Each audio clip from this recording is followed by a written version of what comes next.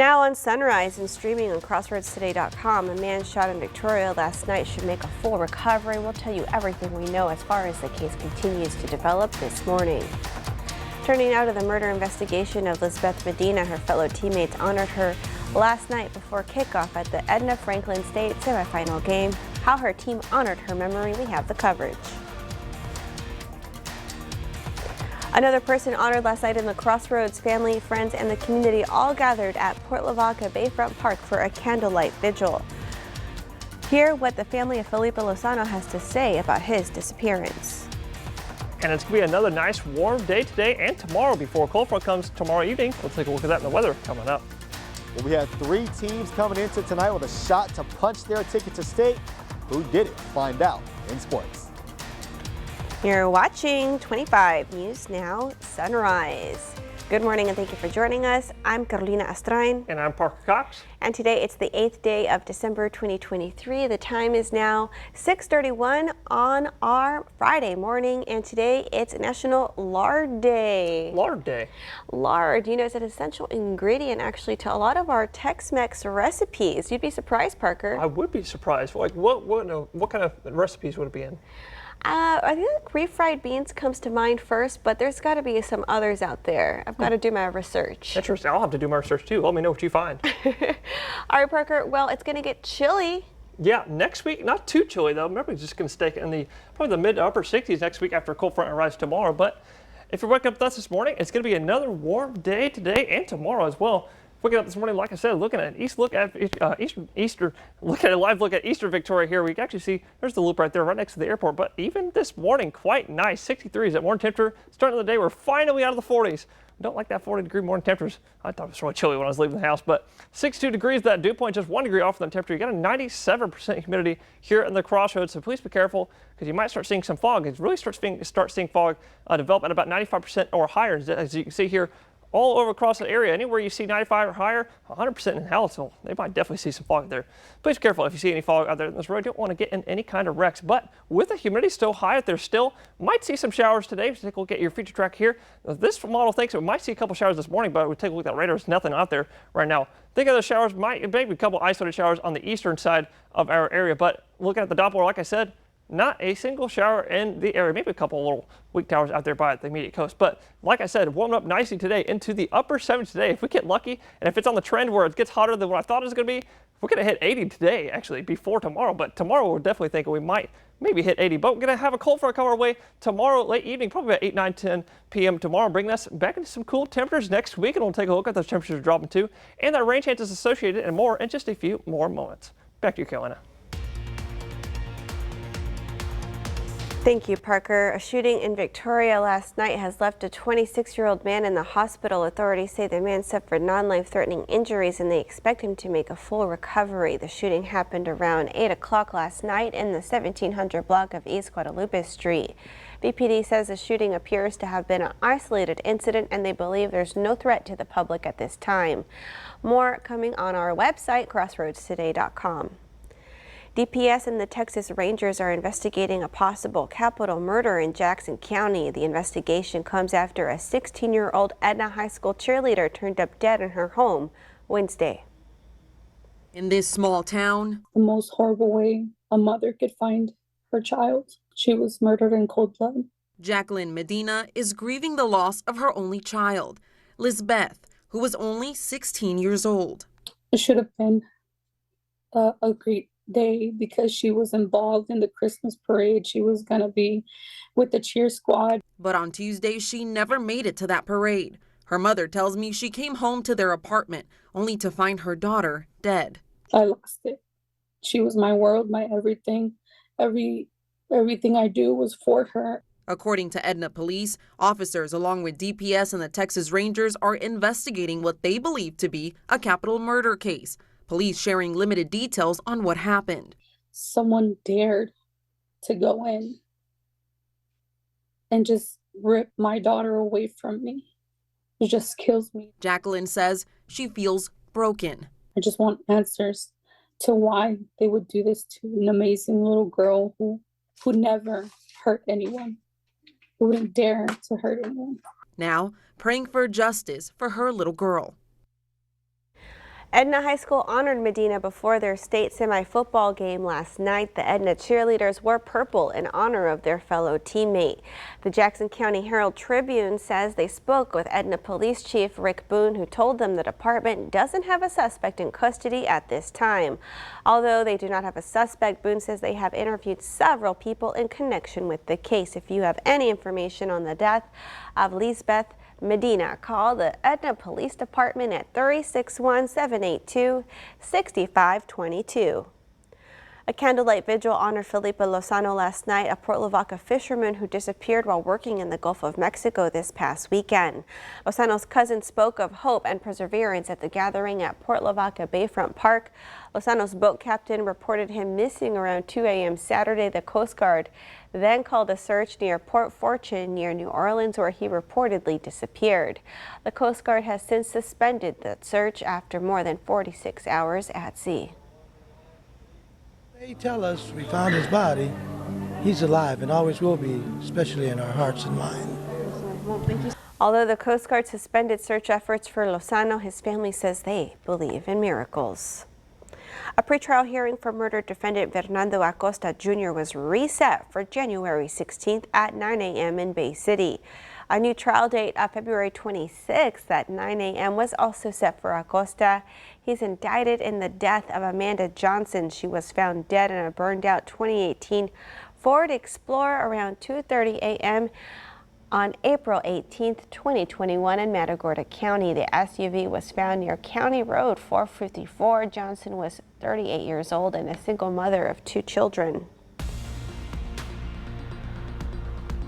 Happening across the nation, Thursday marked the 82nd anniversary of the attack on Pearl Harbor. A remembrance ceremony was held at the National Pearl Harbor Memorial in Hawaii to honor those who died on that fateful day in 1941 when hundreds of Japanese bombers attacked the Pearl Harbor Naval Shipyard.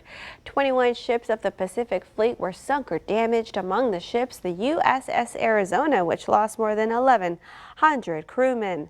More than 2,400 Americans were killed in the attack, and some 1,100 more were wounded. The attack drew the U.S. into World War II. House Republicans have released the text of a resolution that would authorize their impeachment inquiry into President Joe Biden. The resolution, introduced by Representative Kelly Armstrong from North Dakota, would formalize the ongoing impeachment inquiry that's being driven by 3 GOP-led House committees: Judiciary, Oversight, and Ways and Means. It would help the committees enforce subpoenas and allow the panel's chairman to designate open hearings into their probe into the Biden family. Several House leaders say the chamber is expected to vote on the resolution next week. House Speaker Mike Johnson says he believes Republicans have the votes to approve the resolution. Remember, subscribe to our YouTube channel, Crossroads Today. Hit the like button and click the notification bell. Let's take a look at the time. The clock is saying 6:38 on our Friday morning. Here's a look at what's coming up on 25 News Now Sunrise. We get to know more about mayoral candidates. There's a slew of new federal charges against Hunter Biden, the president's son. I'm Liz Landers in Washington with more on what he's accused of. And coming up after the break, we'll take a look at your school bus forecast. We'll take a look at that outage report, and later on Sunrise, we'll take a look at your fishing forecast as well.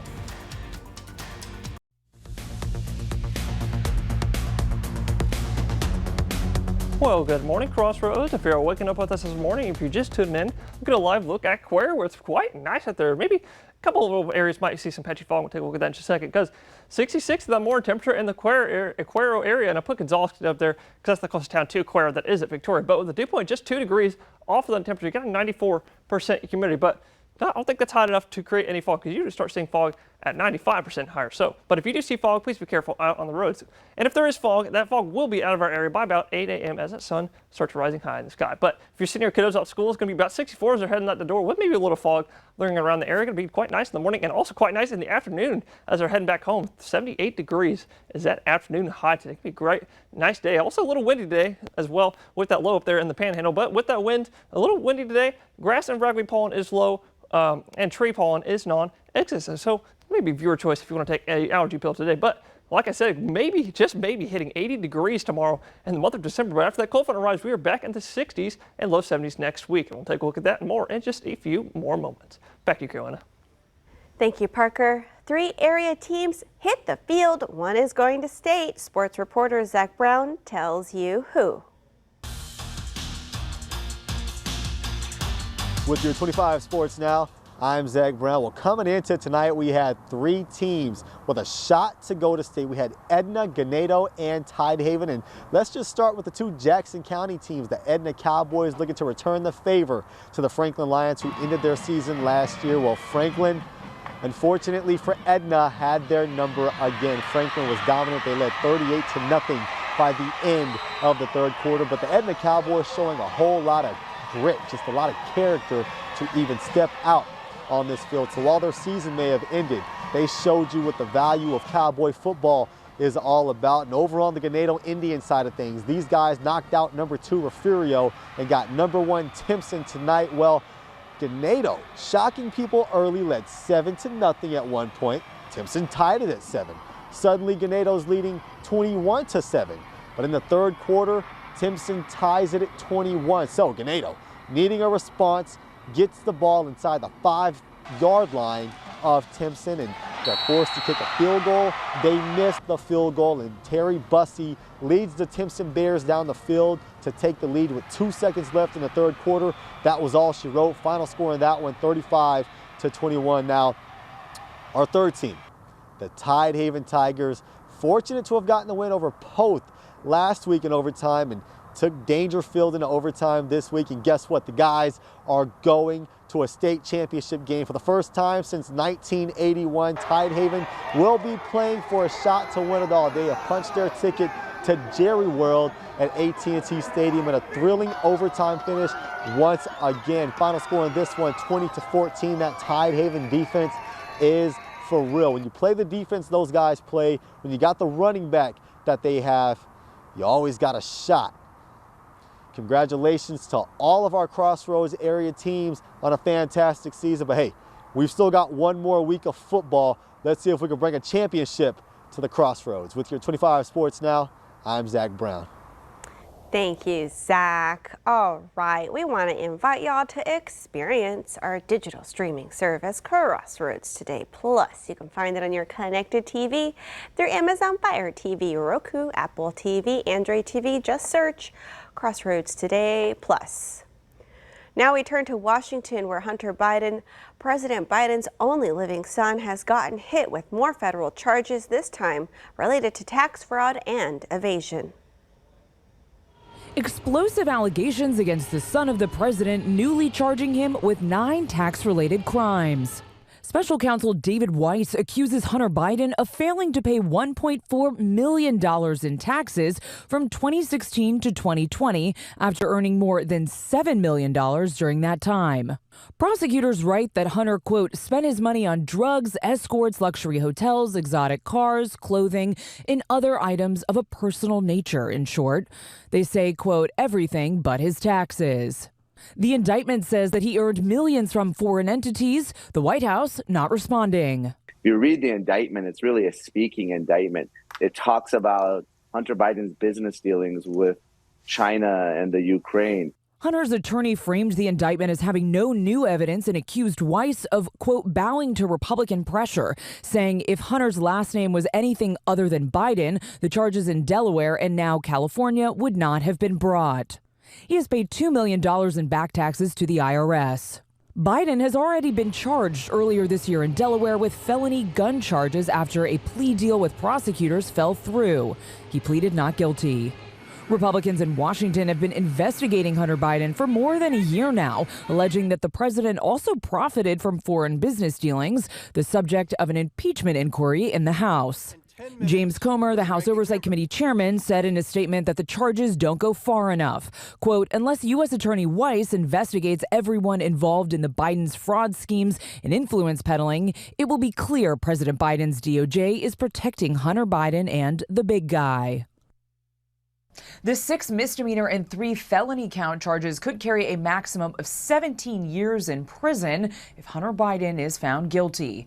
In Washington, Liz Landers, ABC News. The second person to apply to run for mayor of Victoria is Carissa Winters. She listed her occupation as community leader, and she's also a business owner. She told us the biggest problem the city faces right now.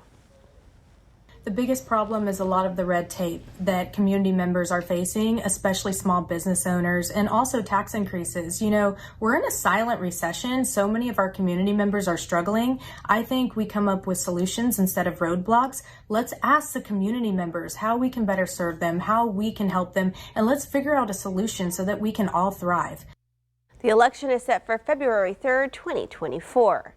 And here's a look at some of the other candidates running for mayor of Victoria: Dwayne Crocker, Josephine Solis, Peter Brown, Robert Constantine, and Jacob Sauceda. You can learn more about the candidates at crossroadstoday.com. And that leads us to your viewer poll. You can scan the QR code right there on your screen to take part. We ask you, are you registered to vote? Okay.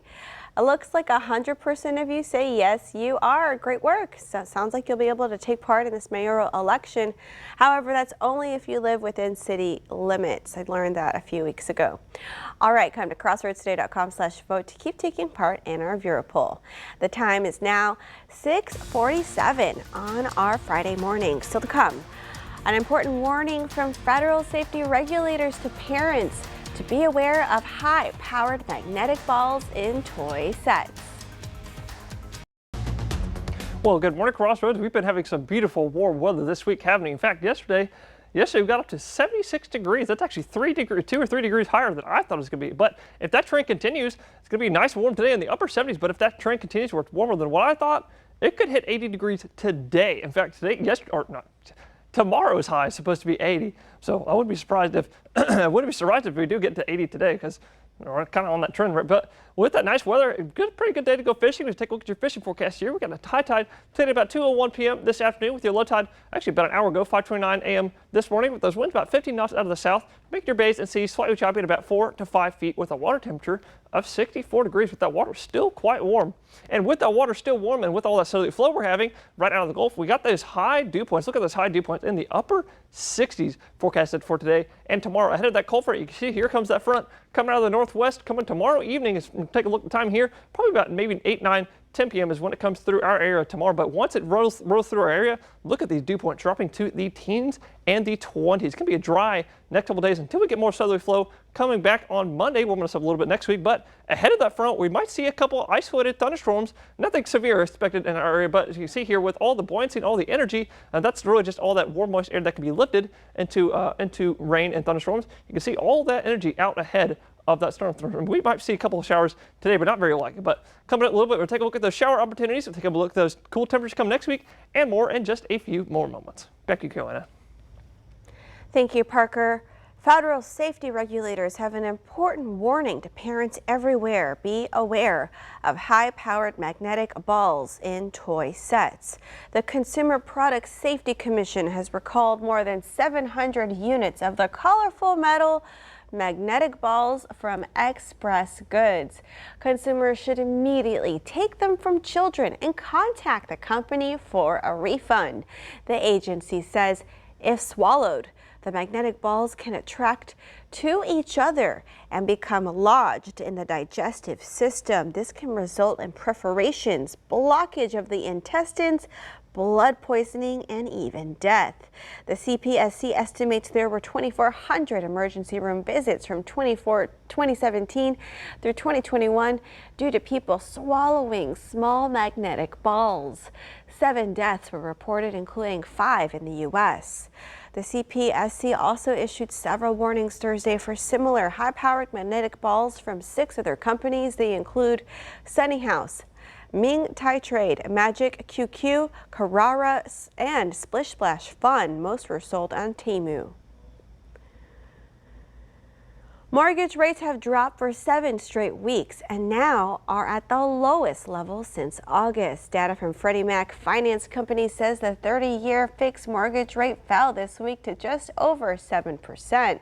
That's down from 7.2% last week. By comparison, last year the average rate was 6.3%. The average mortgage rate is based on applications Freddie Mac gets from lenders across the country.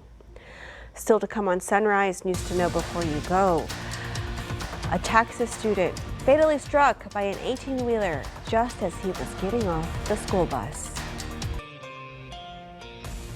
An 18-wheeler fatally struck a Texas student just as he was getting off a school bus Thursday. The incident occurred shortly after 4 p.m. on the US 59 highway north of Livingston. Authorities say the school bus was headed northbound and stopped in the outside lane with its flashing lights on and stop sign extended to offload the student.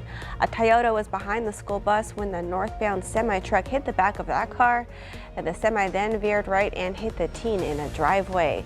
The 15-year-old died at the scene. The driver of the Toyota and the semi-truck were not hurt. It's unclear if anyone else on the bus was hurt. The Livingston ISD released a statement offering condolences to the teen's loved ones. In Bakersfield, California, reports of several hurt after a pickup truck hit a crowd of people Thursday evening. People were struck while they were waiting for the city's annual Christmas parade to begin. 3 people are reported with serious injuries. The city's vice mayor posted on social media that the driver of the truck backed into a crowd of people. Police say the driver is in custody. The crash is under investigation. The parade was delayed and was to be rerouted. An El Campo police detective arrested for aggravated sexual assault by the Manville Police Department with assistance from Texas Rangers. The El Campo Leader News reports no information is available on the allegations against Sergeant Freddie Douglas at this point. Douglas was arrested at El Campo PD headquarters yesterday and transported to the Brazoria County Jail. Douglas has been placed on administrative leave while under the investigation. Recent vandalism at the St. Bernard Cemetery outside of Woodsboro is still under investigation. Refugio County Sheriff Raul Pinky Gonzalez told the Refugio County Press the police department first received a report of the vandalized headstones earlier this month. Inset photos of the deceased were scraped off all 3 headstones. Authorities say the vandalism could have occurred as long as a month ago. The only vandalism were the missing photos. And we want to invite y'all to experience our digital streaming service, Crossroads Today Plus. You can find it on your connected TV, Roku, Apple TV, and Android TV. Just search Crossroads Today Plus. And let's go ahead and get a final look at our forecast with Parker. Parker, is it a little foggy out there? A little warm, a little nice, and maybe a little foggy for some of us, but good morning.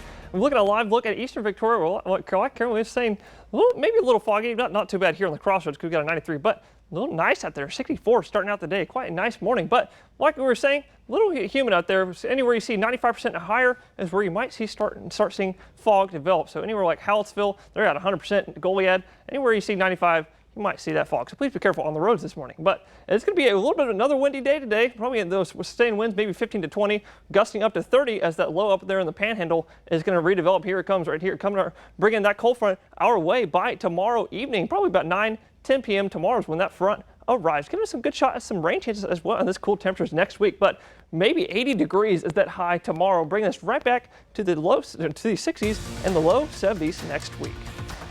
All right, Parker, looking forward to that windy weather. Maybe I'll fly a kite. Oh, that'd be good quiet weather. All right, well, thank you for joining us. Have a wonderful start to your weekend. Remember, follow us on our YouTube channel, Crossroads Today, and join us today for 25 News Now at 5, 6, and 10.